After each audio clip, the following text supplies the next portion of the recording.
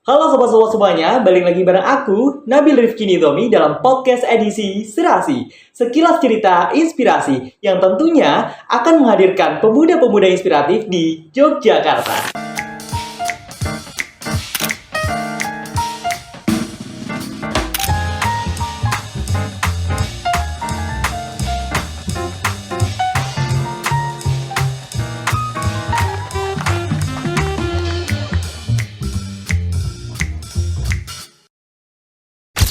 Yogyakarta seringkali dikenal sebagai kota pelajar maupun kota budaya. Tapi, ada satu hal yang mungkin belum banyak orang tahu, bahwasanya Yogyakarta telah melabeling dirinya sebagai kota inklusif. Hal ini didukung melalui Peraturan Gubernur Nomor 77 Tahun 2022, peningkatan aksesibilitas ramah difabel, dan lain sebagainya. Ngomongin soal inklusivitas nih Sobat Serasi semuanya, hari ini kita kedatangan tamu spesial, seorang pemuda inspiratif di Yogyakarta. Beliau merupakan mahasiswa berprestasi di kampus UIN Sunan Kalijaga, Yogyakarta, yang tentunya juga tertarik dalam isu-isu inklusivitas nih Sobat Serasi semuanya. Langsung aja selamat datang Kak Mufid Mafendi. Halo, selamat datang Kak Nabil. Iya Kak Nabil. Oke. Jadi boleh panggil Kak Nabil, Kak Riki, Kak Ganteng juga boleh. Oke, siap. Kak Nabil ya mungkin biar lebih akrab. Oke, aman saja kalau itu. Kalau Kak Mufid sendiri ini dipanggilnya siapa ini kalau Betul, Kak Mufid. Jadi kan nama lengkapnya Oke. kan Muhammad Satrio Mufid Mafendi. Oh, berarti saya kurang lengkap ya. Maaf.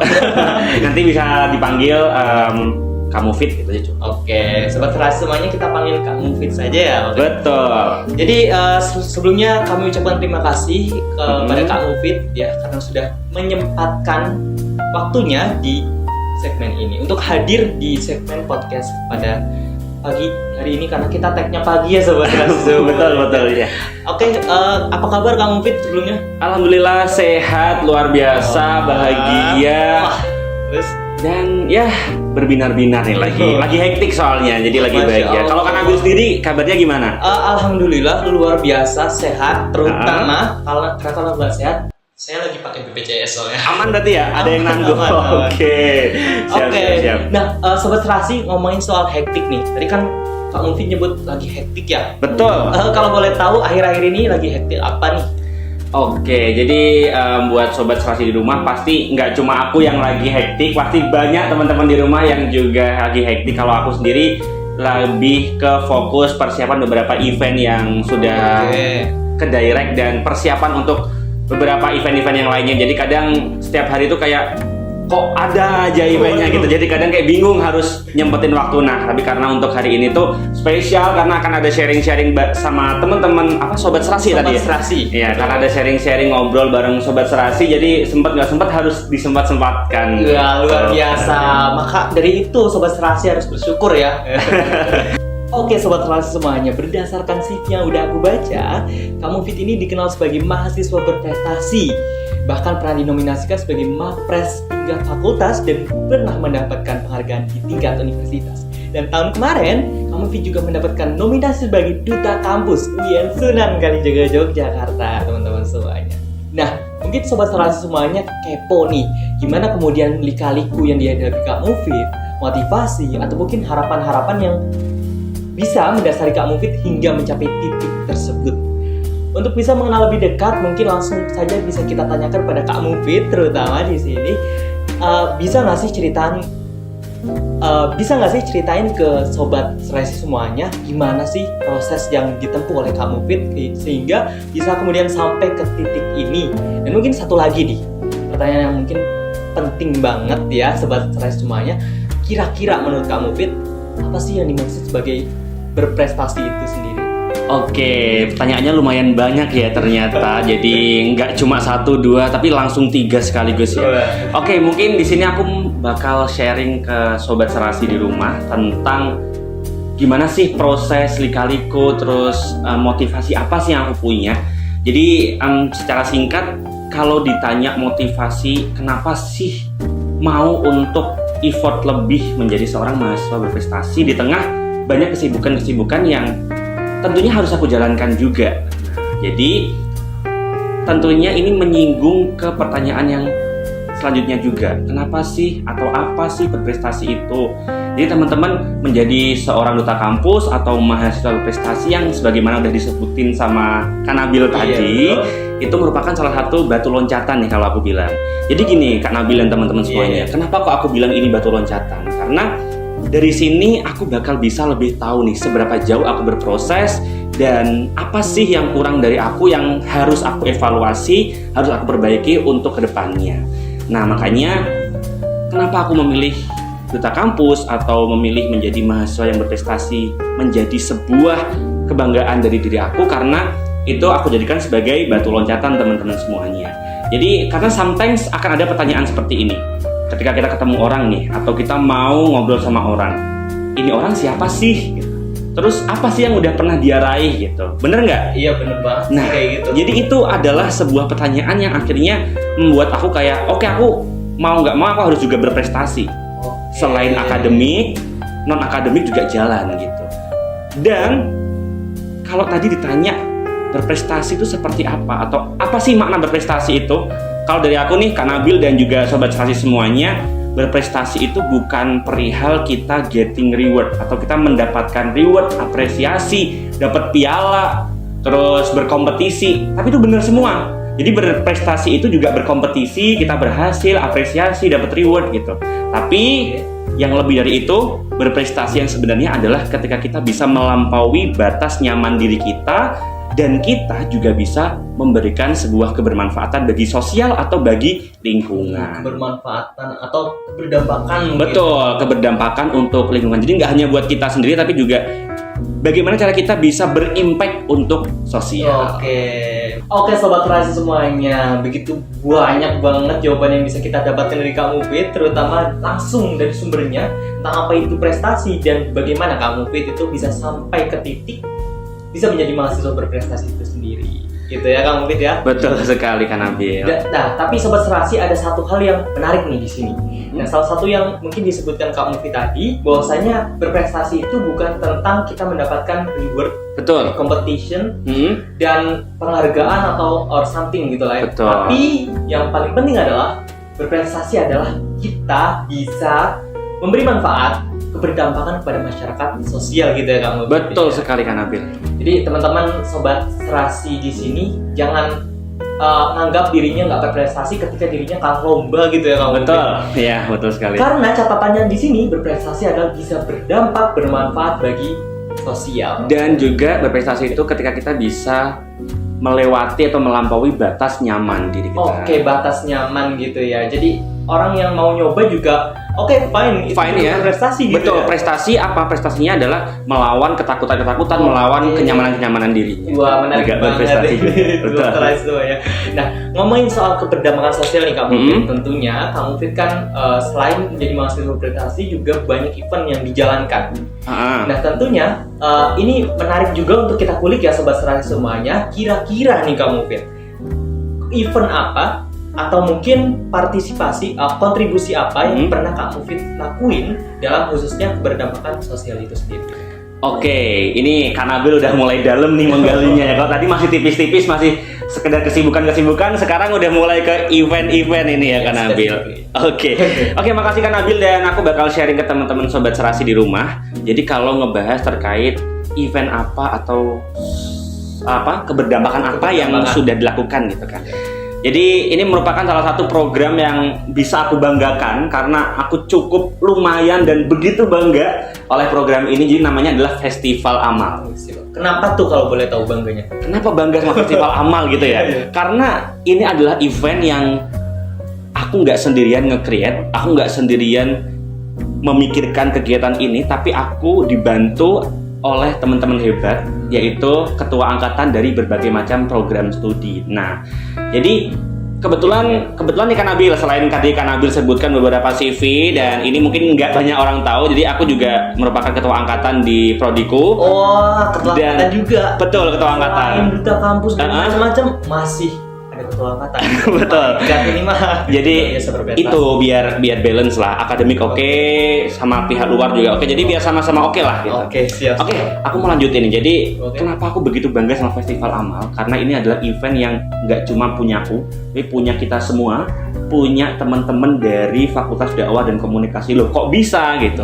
Karena event Festival Amal, volunteer Festival Amal ini aku buat sama teman-teman memang berfokus untuk bagaimana sih caranya biar teman-teman dari Fakultas Dakwah, terutama di semua program studi di Fakultas Dakwah, bisa guyub rukun, bisa ikut serta, ikut Kolaborasi. andil, berkolaborasi dalam satu event yang nggak cuma event senang-senang doang, tapi how to inspire. Jadi bagaimana kita bisa menginspirasi juga. Nah kan sama kayak tema hari ini, menginspirasi Oke, ya kan. betul banget ya, Kang. Jadi kita nggak cuma pengen ada event yang cuma senang-senang, tapi bagaimana cara kita bisa menginspirasi dan memberikan dampak tadi Kak Nabil.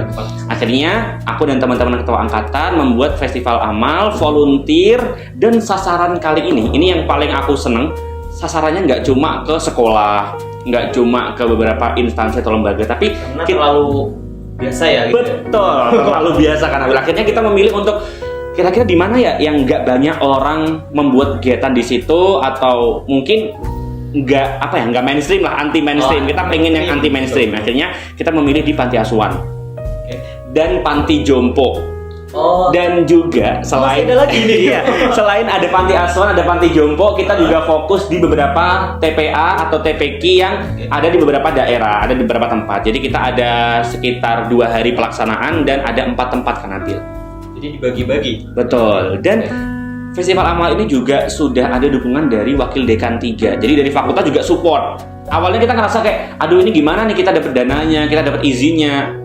Alhasil Karena berangkat dari angkatan. betul, karena resmi. bukan dari organisasi resmi nih. Kita kan Oke. hanya teman-teman yang punya inisiasi sosial tinggi, kita gabung jadi satu, kita create event. Akhirnya kita kayak, oke guys, kita pelan-pelan tapi pasti gitu. Akhirnya Menarik nih. Festival Amal berhasil diselenggarakan dengan berbagai macam support, bantuan donatur, baik dari segi finansial maupun maupun material gitu. Jadi aku bisa banggakan salah satu event keberdampakanku adalah Festival Amal ini gitu. Oke, terima kasih Kang Mufid. Ini jawabannya yang luar biasa, menginspirasi sesuai dengan tema kita, pemuda yang menginspirasi. Kita Oke. nggak salah mendatangkan bintang tamu di sini. Oke. Oke, mungkin Hmm? kita lanjut ya Kang Mufid. Oke.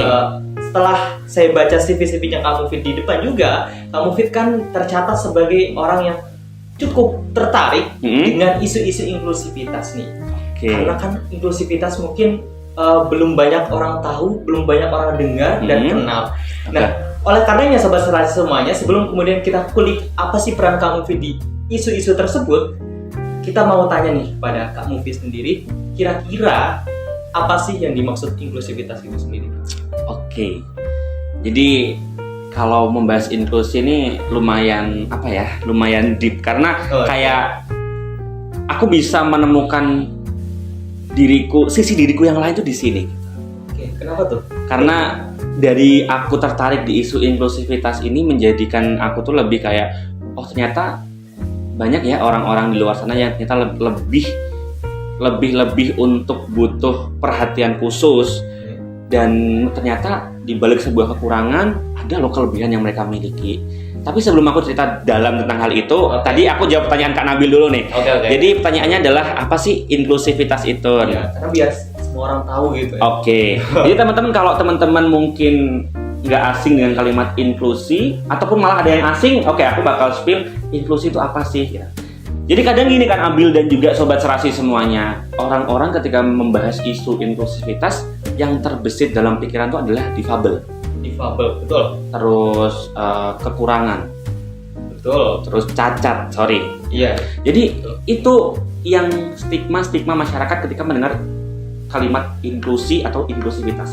Padahal sebenarnya bukan hanya itu aja teman-teman. Jadi inklusi itu adalah bagaimana stigma atau pandangan kita untuk bisa secara real, praktisnya itu kita bisa menerima, kita bisa menghargai, dan kita juga bisa memberikan hak yang sesuai.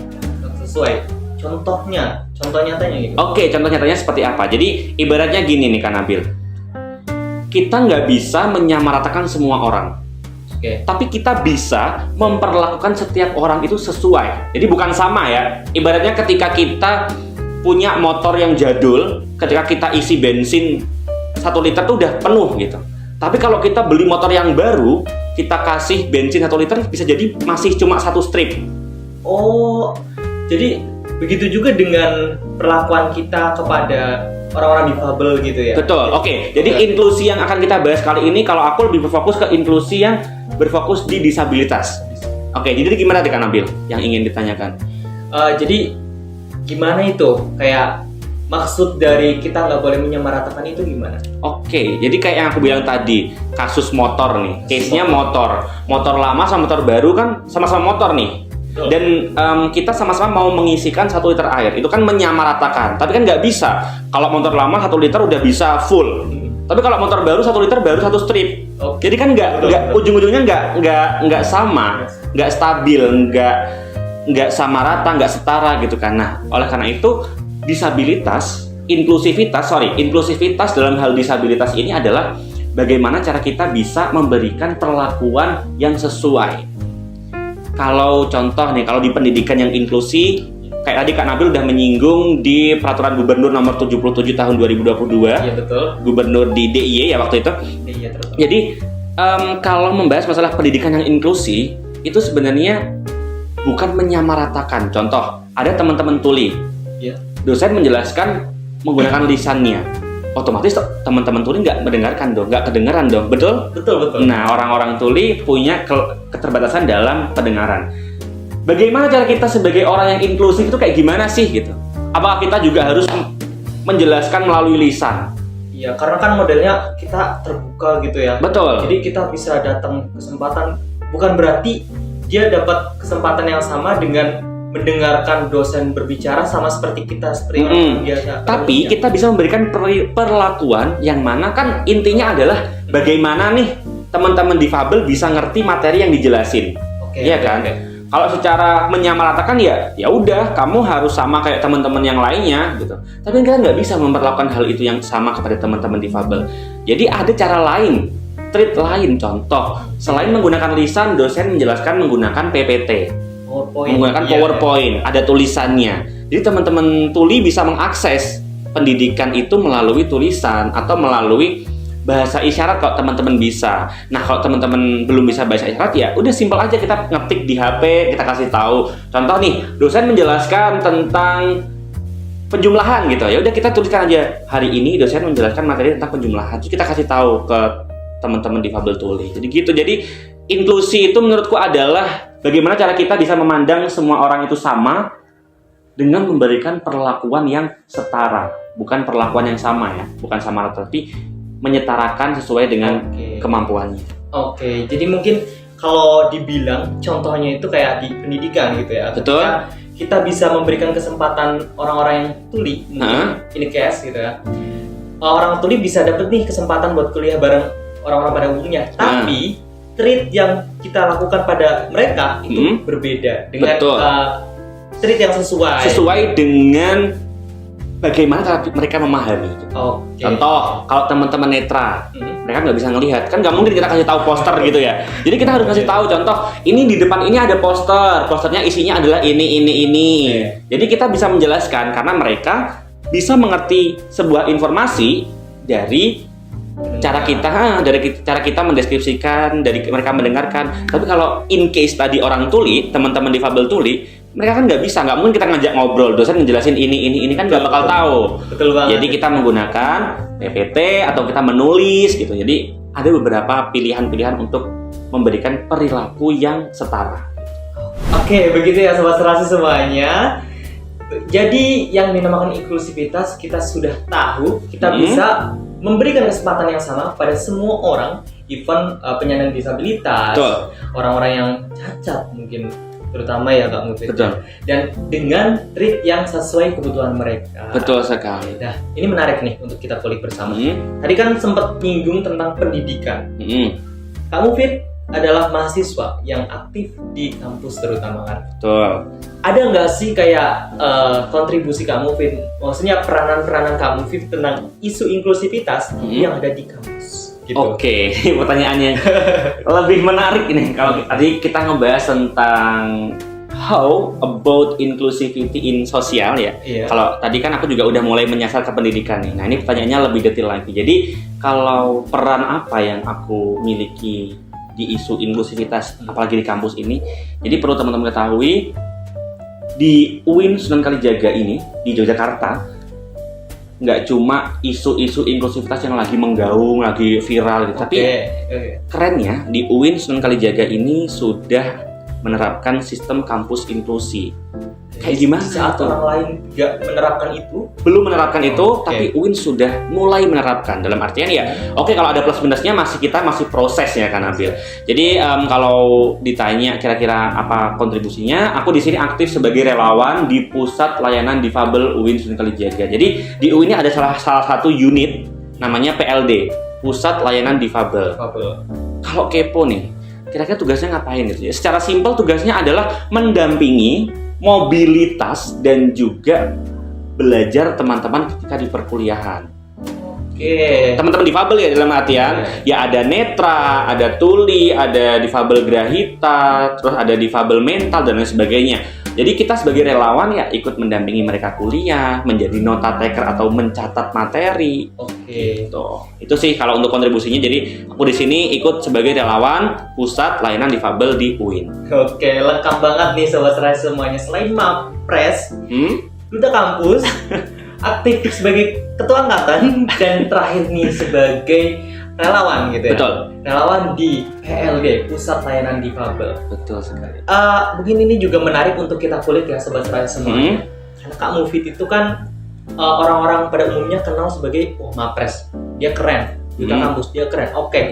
Aduh. Tapi kenapa nih di keempatnya ini mungkin ya, kok mau-maunya, mungkin katakanlah kata orang pada umumnya, mau-maunya kok Kak Mufid bisa berkecimpung di isu inklusivitas, khususnya ngurusin orang-orang disabilitas.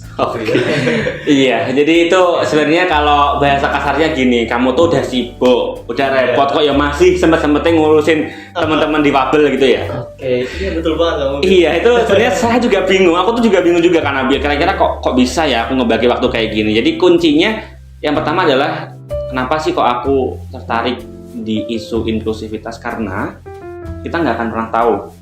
Sometimes kita akan punya keluarga seperti apa, kita akan punya lingkungan, bisa itu tetangga kita ataupun saudara kita yang difabel. Jadi ini merupakan sebuah pembelajaran bagi aku nih. Kira-kira gini, aku sekarang menjadi relawan di Pusat Layanan Difabel. Aku belajar bagaimana cara kita bisa memberikan treat untuk teman-teman yang tidak bisa mendengar, tidak bisa melihat, ada gangguan mentalnya. Kita bisa tahu nih treatnya. At the end, ketika kita dihadapkan dengan lingkungan yang ada teman-teman ataupun saudara kita yang difabel, kita jadi tahu nih, aku dulu pernah belajar, aku dulu pernah tahu kalau ada teman-teman yang netra, caraku mobilitas membantu mereka berpindah seperti ini. Kalau aku ada teman-teman tuli, kita bisa berkomunikasi. Jadi bahasa isyarat. Betul, ada bahasa isyarat. Betul. Jadi di fase belajar ya teman-teman, karena kalau mahir masih belum nih, masih belajar juga. Cuman rendah sekali ya. Bukan. Jadi kalaupun kita nggak bisa bahasa isyarat, tenang aja kan Abil. Jadi teman-teman tuli itu bisa kita pakai chat itu bisa. Oh iya, betul. Jadi itu kenapa kok masih sempat-sempatnya ngurus teman-teman difabel gitu. Yang pertama adalah ya karena kita nggak tahu sometimes kita akan berada di lingkungan seperti apa. Jadi ketika aku terjun di dunia inklusivitas, aku bisa tahu nih trait apa yang harus aku berikan untuk bisa membuat mereka nyaman dengan kita. Jadi itu sih simpelnya kenapa kok masih mau ngurus ya, karena kita nggak akan tahu baik anak kita ya, walaupun kita nggak pengen ya punya lingkungan seperti itu, tapi ketika kita ada lingkungan, dihadapkan dengan lingkungan seperti itu ya kita bisa untuk men-treat mereka. Betul, sesuai dengan apa yang udah kita pelajari di Pusat Layanan Difabel. Sangat menginspirasi sesuai dengan edisi podcast kita. Siap, bagus banget bridgingnya ya. Kamu udah inspiratif. Siap. Jadi itu sih kan Nabil, kenapa kok aku akhirnya memilih untuk walaupun di tengah kesibukan, dan emang salah ya ketika kita menjadi orang yang berprestasi, kita juga peduli dengan isu-isu inklusi. Itu kan nggak salah. Jadi ibaratnya gini, Oke, kita udah punya nama, kita udah punya branding sebagai orang yang berprestasi. Nah, kalau kita orang berprestasi doang, tapi kita nggak bisa untuk mengerti kondisi orang yang memiliki kebutuhan khusus, buat apa? Nah, kalau kita bisa mendapatkan keduanya, kenapa tidak? Gitu. Oh, luar biasa sekali nih Kak Mufid. Jadi mungkin kalau boleh saya menyimpulkan, selain kita udah dapat nama, semua orang, ya ibaratnya semua orang udah tahu, siapa aku gitu lah. Tapi kita juga tetap harus peduli tentang isu-isu yang sedang terjadi. Even itu adalah isu inklusivitas itu sendiri. Betul. Luar biasa banget ini. Oke Sobat Serasi semuanya, baru saja atau mungkin sudah lama sekali, udah berapa menit ini kalau dihitung-hitung? Udah lumayan ya. Udah lumayan. Kita udah mengulik-ngulik tentang informasi-informasi yang ada di Kak Mufid ini, terutama informasi-informasi yang menginspirasi kita semua. Semoga bisa menginspirasi. Amin gitu. Tetapi sudah menginspirasi saya ini tentunya. Oke, gitu ya, alhamdulillah berarti. Nah, terakhir banget nih, kalau boleh kasih pesan kepada teman-teman atau mungkin Sobat Serasi di rumah, kira-kira pesan apa yang ingin Kak Mufid sampaikan? Mungkin sebagai mahasiswa berprestasi atau mungkin mahasiswa yang tertarik di isu inklusivitas atau lain sebagainya gitu. Oke, in general aja ya teman-teman, Sobat Serasi di rumah. Jadi pesan yang ingin aku sampaikan adalah hidup itu masih koma, belum titik. Jadi kita masih bisa untuk mengukir banyak kisah, mengukir banyak dampak untuk teman-teman semuanya. Jadi kita nggak ada salahnya ketika kita ingin mendapatkan hal yang lebih dan lebih. Tentunya harus diimbangi dengan proses kita yang juga mau untuk bersusah payah. Itu kan Nabil? Oke Sobat Serasi semuanya, begitulah Kak Mufid Mafendi, seorang mahasiswa berprestasi UIN Sunan Kalijaga Yogyakarta yang tertarik di isu-isu inklusivitas. Saya Nabil Rifki Nidomi, podcaster pada segmen hari ini. Sampai jumpa di segmen selanjutnya.